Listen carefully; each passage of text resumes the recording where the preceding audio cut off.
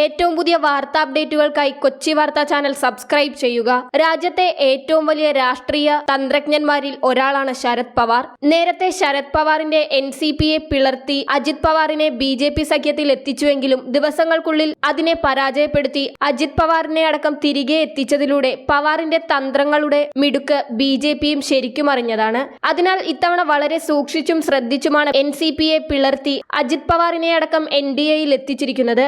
ശരത് പവാറിന് NCPയുടെ ചിഹ്നവും പേരും വരെ നഷ്ടപ്പെടുത്തിയിരിക്കുന്നു.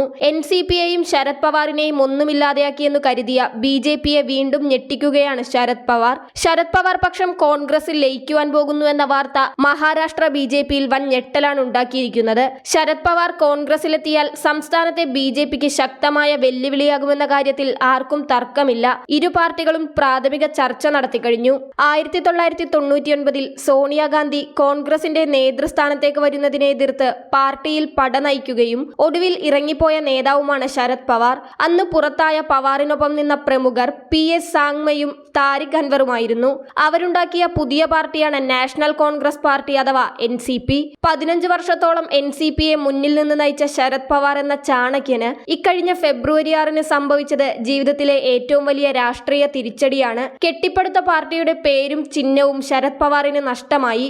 വിമത നീക്കത്തിലൂടെ പാർട്ടിയെ പിളർത്തിയ അനന്തരവൻ അജിത് പവാറിന്റെ നേതൃത്വത്തിലുള്ളതാണ് യഥാർത്ഥ NCP എന്ന് തിരഞ്ഞെടുപ്പ് കമ്മീഷൻ തീരെഴുതി. പാർട്ടിയിലെ ബഹുഭൂരിപക്ഷം MLAമാരും അജിത് പവാറിനെയാണ് പിന്തുണയ്ക്കുന്നതെന്ന കണ്ടെത്തലിന്റെ അടിസ്ഥാനത്തിലാണ് തിരഞ്ഞെടുപ്പ് കമ്മീഷന്റെ തീരുമാനം. ഈ തീരുമാനത്തിനെതിരെ നിയമ പോരാട്ടത്തിലേക്ക് കടന്നിരിക്കെയാണ് ശരത് പവാറിന് അഭയം വാഗ്ദാനം ചെയ്ത് പഴയ പാർട്ടി രംഗത്തെത്തിയിരിക്കുന്നത്. മഹാരാഷ്ട്രയുടെ ചുമതലയുള്ള മുതിർന്ന കോൺഗ്രസ് നേതാവ് രമേശ് ചെന്നിത്തല ഉൾപ്പെടെയുള്ള കോൺഗ്രസ് നേതാക്കൾ കഴിഞ്ഞ ദിവസം പവാറുമായി കൂടിക്കാഴ്ച നടത്തിയിരുന്നു. ഇതിനു പിന്നാലെയാണ് പവാർ പക്ഷം കോൺഗ്രസിൽ ലയിക്കുമെന്ന ഊഹാപോഹം വ്യാപകമായത്. പവാറിന് മുന്നിൽ ഇത്തരമൊരു നിർദ്ദേശം മുന്നോട്ട് വെച്ചതായി കോൺഗ്രസ് നേതാക്കൾ സമ്മതിക്കുന്നുണ്ടെങ്കിലും അദ്ദേഹം അനുകൂലമായോ പ്രതികൂലമായോ പ്രതികരിച്ചിട്ടില്ലെന്നാണ് വിവരം. എന്നാൽ കോൺഗ്രസിൽ ലയിക്കുമെന്ന പ്രചാരണങ്ങളെ പാർട്ടി നേതാവും പവാറിന്റെ മകളുമായ സുപ്രിയ സുലെ പൂർണ്ണമായും തള്ളിയിട്ടുണ്ട്. MLAമാരുമായും MPമാരായും ശരത് പവാർ നടത്തിയ കൂടിക്കാഴ്ചയ്ക്ക് ശേഷമായിരുന്നു സുപ്രിയ സുലെയുടെ പ്രതികരണം. മറ്റൊരു പാർട്ടിയുമായി ലയിക്കുന്ന പ്രശ്നമേ ഉദിക്കുന്നില്ലെന്ന് അവർ പറഞ്ഞു. ശരത് പവാറിനെ കോൺഗ്രസിൽ തിരികെ എത്തിക്കാൻ 2 വർഷം മുൻപ് തന്നെ കോൺഗ്രസ് ശ്രമം നടത്തിയിരുന്നു.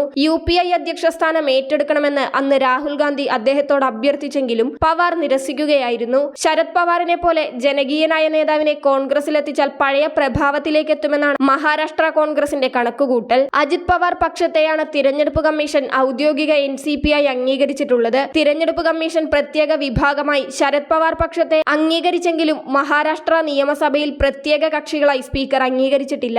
NCPയുടെ പേരിലും ചിഹ്നത്തിലും മത്സരിച്ച് ജയിച്ചവരാണ് ഇരുപക്ഷത്തെയും MLAമാർ. ഈ സാഹചര്യത്തിൽ ഔദ്യോഗിക പക്ഷമായി അംഗീകരിക്കപ്പെട്ടിട്ടുള്ള അജിത് പവാർ പക്ഷം വിപ്പ് നൽകിയാൽ അത് അംഗീകരിക്കേണ്ട അവസ്ഥയിലാണ് പവാർ പക്ഷത്തുള്ള MLAമാർ. ഇല്ലെങ്കിൽ അയോഗ്യരാകുമെന്ന ഭീഷണി അവർക്ക് മുന്നിലുണ്ട്. ഈ മാസം 27 നടക്കുന്ന രാജ്യസഭാ തിരഞ്ഞെടുപ്പിൽ ഇത്തരമൊരു ആശങ്ക ശരത് പവാർ പക്ഷത്തിനുണ്ട്. ഇവർ വിപ്പ് ലംഘിച്ചാൽ അയോഗ്യരാകുമോ എന്നതിൽ വ്യക്തത തേടി മഹാരാഷ്ട്ര നിയമസഭാ സെക്രട്ടേറിയറ്റ് തെരഞ്ഞെടുപ്പ് കമ്മീഷനെ സമീപിക്കുകയും ചെയ്തിട്ടുണ്ട്. സമാനമായ സ്ഥിതി ശിവസേന വിഭാഗങ്ങൾക്കിടയിലും ഉണ്ട് എന്നതിനാലാണ് തിരഞ്ഞെടുപ്പ് കമ്മീഷനെ നിയമസഭാ സെക്രട്ടേറിയറ്റ് സമീപിച്ചിരിക്കുന്നത്. സ്പീക്കറുടെ ഉത്തരവിനെതിരെ ഇരുവിഭാഗവും സുപ്രീം കോടതിയെ സമീപിച്ചിട്ടുണ്ടെങ്കിലും വിധി വന്നിട്ടില്ല.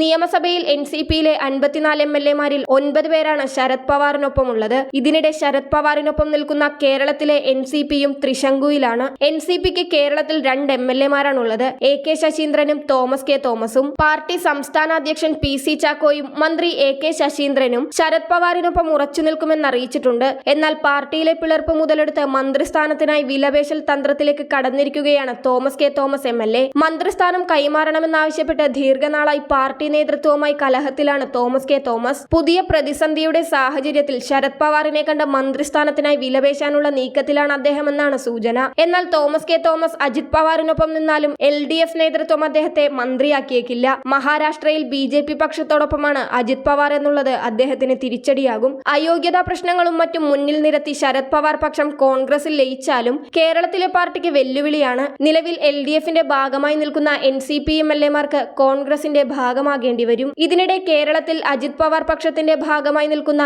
NA മുഹമ്മദ് കുട്ടിയുടെ നേതൃത്വത്തിൽ സംസ്ഥാന അധ്യക്ഷൻ PC ചാക്കോയെ നീക്കി പാർട്ടി നേതൃത്വം ഏറ്റെടുക്കാനുള്ള നീക്കങ്ങളും ആരംഭിച്ചിട്ടുണ്ട്. കൂടുതൽ വാർത്താ അറിയിപ്പുകൾക്കായി കൊച്ചി വാർത്താ ചാനൽ സബ്സ്ക്രൈബ് ചെയ്യുക.